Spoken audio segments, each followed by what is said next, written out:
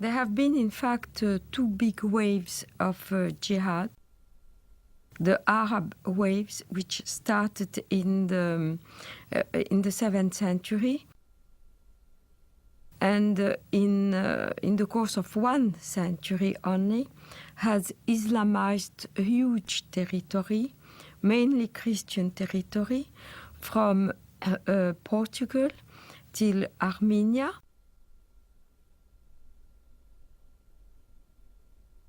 But also Islamized Persia, which was not Christian, mainly Zoroastrian, except for Iraq, which was mainly Christian in the north and Jewish and Christian in the south. The second wave of Islamization started in the 11th century with the Turkish tribes. So all these regions of Eastern Europe, Greece, Anatolia, which is now Turkey, but was the seat of the Christian Byzantine Empire, and Serbia, Bulgaria, Romania were integrated into the Dar el-Islam, which is the land of Islam. So all the countries around the Mediterranean, which once have been Christian, became the Islamic Empire. This Turkish wave lasted from the 11th century till the 17th century, where the Turkish army were stopped at the gate of Vienna in 1683.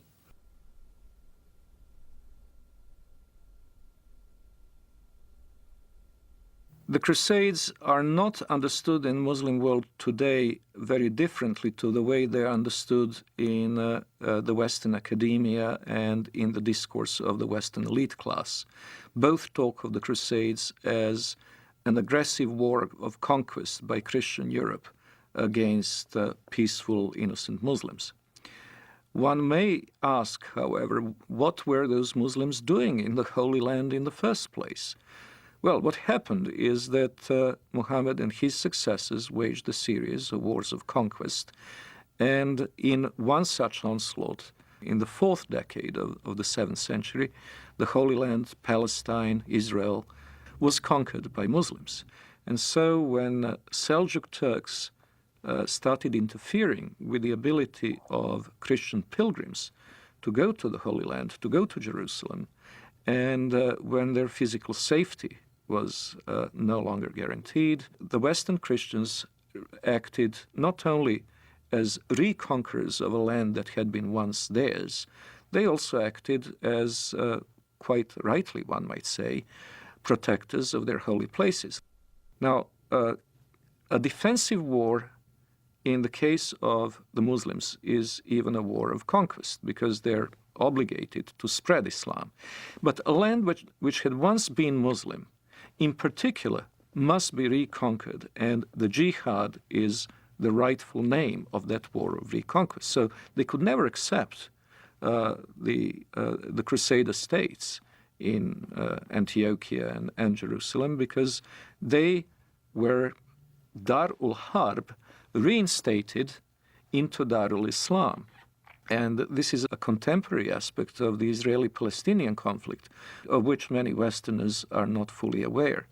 Exactly the same psychology that prompted Saladin and others to fight the Crusaders is now motivating Hamas.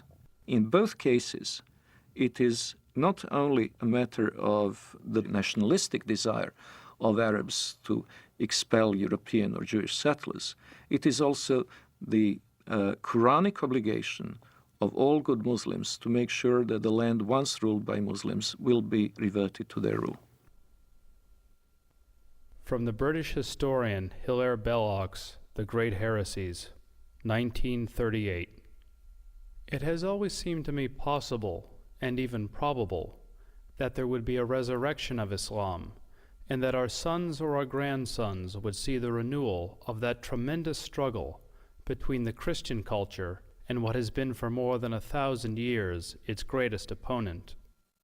The suggestion that Islam may re-arise sounds fantastic, but this is only because men are always powerfully affected by the immediate past. One might say that they are blinded by it.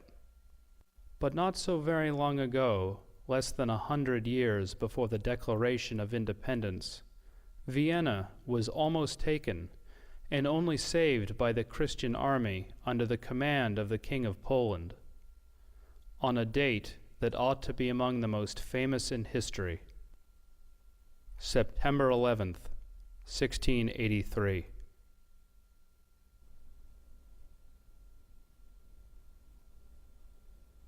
On September 11th, 1683, the siege of Vienna was broken. That was the high point of Islamic jihad expansion into Europe.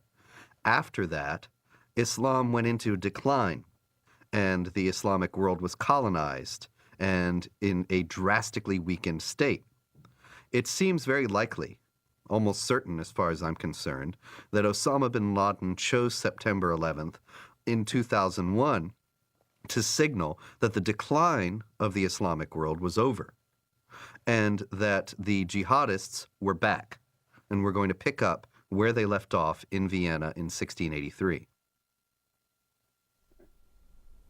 If we look at the tectonic plates between Islamic world and non-Islamic world today, we notice something very interesting, that even very diverse Muslim societies, which cannot be easily branded under one civilizational label, have something in common, and it is the tendency to be in conflict with their neighbors. If we look at the extreme southeastern outreach of Islam, we see East Timor, where Indonesian Muslims slaughtered a third of the population of this former Portuguese colony, who are, by the way, Roman Catholics. In southern Philippines, we see an extremely violent Islamic rebellion, which has been simmering and becoming more or less violent for years. In Indonesia itself, we had religious conflict in the Spice Islands, where the beleaguered Christian minority is in danger of extinction. We have very active Islamic movements, both in Thailand and in China, in Xinjiang. In the Indian subcontinent, the history is tragic indeed. That's where the Holocaust, the Hindu Holocaust, took place in medieval times, a little-known episode in the history of Islam in the Western world, but the one that left a deep traumatic mark on the people of the region, and where the conflict is still latently present in the province of Kashmir. In Africa, there is the constant war in Sudan, which finally has gained some prominence in the Western decision-making circles, but which has been going on for 20 years. And it's impossible to estimate the number of lives it has claimed, but it certainly goes into many hundreds of thousands.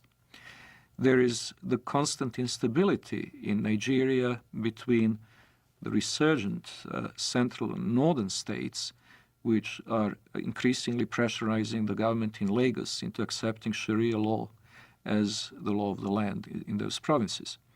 And of course, there is Mauritania, where Muslims constantly battle non-Muslim southerners. Then there is, of course, the Caucasus, Chechnya. And in Europe itself, we have the conflict in the former Yugoslavia between the Bosnian Muslims and Serbs and Croats, respectively, and the conflict between the Albanians and the Serbs, Albanians and the Macedonians, and quite possibly before too long, Albanians and Greeks.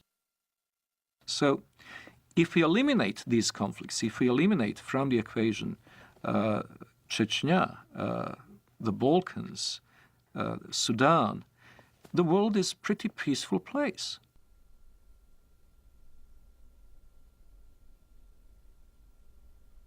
If we eliminate from the terrorist equation, terrorist acts carried out by the Muslims over the past 5 years, we would come to realize that the war on terror is unnecessary because terror is not a very big problem.